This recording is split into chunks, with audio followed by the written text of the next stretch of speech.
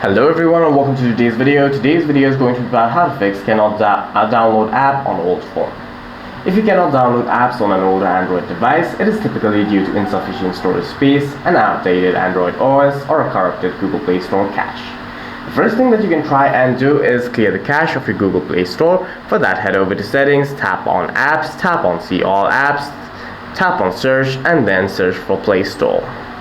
Tap on Play Store, tap on Storage and Cache, and then clear the storage and cache of Google Play Store and try again.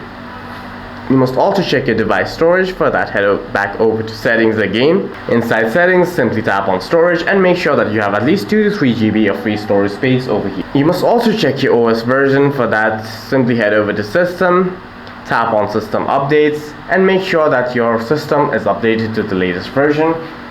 If your system is updated to the latest version that your device can handle and you still cannot download the app, you may need to download an APK version of the app. For any further questions, please feel free to leave a comment down below.